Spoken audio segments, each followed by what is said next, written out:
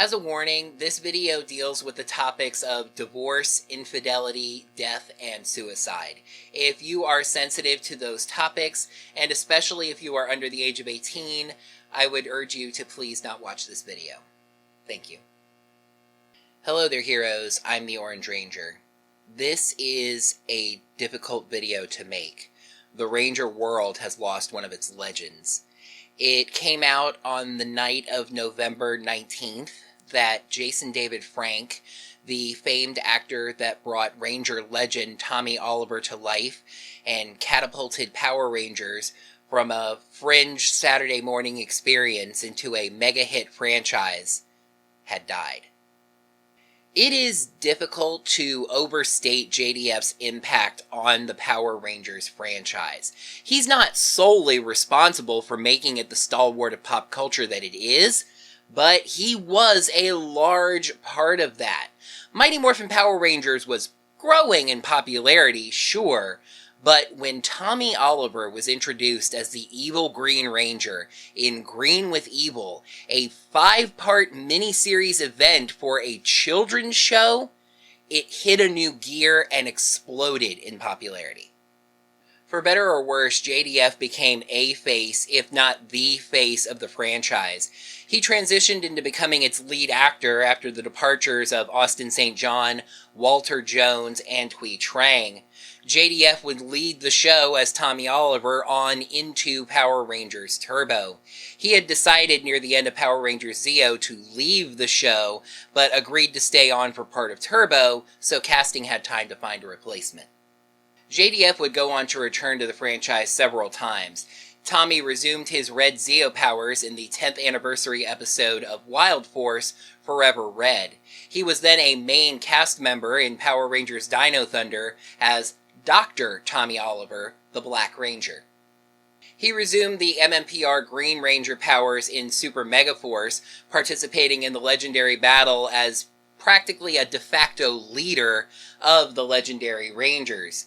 And he used almost all of his powers in Dimensions in Danger, the 25th anniversary episode of Super Ninja Steel, revealing a Master Morpher that let him flip through all of his powers in extended scenes, except for Turbo Red. He reprised his Dino Thunder Black role in an episode of Power Rangers Hyperforce, and returned to the tabletop streaming show to portray his alternate universe evil self, Lord Draken, which he had also done in a live-action trailer that's actually really fantastic, advertising the comic event Shattered Grid. He also appeared as Tommy in the short film Power Rangers Legacy Wars Street Fighter Showdown, advertising the addition of Street Fighter characters to the mobile game Legacy Wars. He was also a mainstay on the convention scene, appearing practically everywhere. Now, it would be disingenuous to say that Jason David Frank was uniformly and widespreadly loved by the Ranger fandom. There are several that have described him as egotistical, which, while not ideal, is at least understandable considering the adoration that he received from most fans. Also, some fans felt that the adoration that Tommy got as a character led to an over-focus on him, especially in anniversary-related media. Jason was famously a devout Christian, developing the Jesus Didn't Tap clothing line in association with his other major interest, mixed martial arts. He had a 1-0 professional record in mixed martial arts, defeating Jose Roberto Vasquez in a Texas cage fighting match in 2010, and leading up to that bout with a 4-0 record in amateur matches. JDF would occasionally get some press by challenging people like CM Punk and Jean-Claude Van Damme to matches. His life took an unfortunate turn for the worse near the end as his second wife, Tammy, filed for divorce in August, citing infidelity as the reason. Also, he seemed to have a rather strained relationship with Hasbro, which didn't seem to show a great deal of interest in having him return to the franchise. He's said to have pitched some sort of live-action Lord Draken story to them, but they weren't interested in putting that together. So, he turned to Kickstarter to create his own Ranger-like story, Legend of the White Dragon, featuring some other former Power Rangers actors.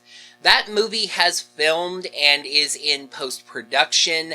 There's no real word on what impact JDF's passing is going to have on that film. They have tweeted about his passing, but there's no real word on what impact it will have.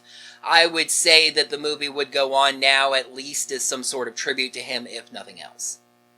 He was not announced to have had any sort of involvement with the 30th anniversary special that's coming up in 2023, though there had been hints in other areas about other things that we may not know everything about this special as of yet, so it's possible there were some surprises in store. He had said that he was done with the Power Rangers franchise, so it's believable that this special was written without him appearing in it in mind. It remains to be seen if there'll be any rewrites or refilms that address the fate of Tommy Oliver, but of course, that's not front of mind as of today. Frank leaves behind 2 sons and a daughter from his first marriage and a daughter from his second marriage. His most well-known child is Jenna Frank, who has followed her father's footsteps into acting, also appearing in Legend of the White Dragon. This news is devastating for the Ranger fandom. Now, I'll say first and foremost, JDF was a man. He was a husband, he was a father, he had friends, family, and they're the most hurt by this news. However, it is okay for the death of someone that we did not know to have an emotional impact on us if they were a part of something that we care about. And JDF was far more than a part of the Power Rangers franchise. He may have had the biggest singular impact on Power Rangers, besides maybe Haim Saban. I want to end off this video discussing how it's said that JDF died and the vital message that stems from that. I gave a warning at the start of this video, but I want to repeat it here. If you are sensitive to the topics of depression and suicide, and especially if you are under the age of 18, I would ask that you please at least not watch this part of the video. Sadly, it is being said, although not necessarily officially confirmed as of the filming of this video, that Jason took his own life. As I said, he was going through a very rough time in his life. Sadly, it's believable for that to be the case. When something like this happens, you'll have people that wonder how someone with so many good things in their life could do something like this. It's depression. Mental health is such a misunderstood thing even now.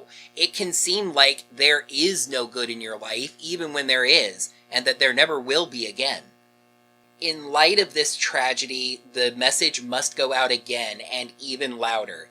If you have ever considered harming yourself, please tell someone that you trust.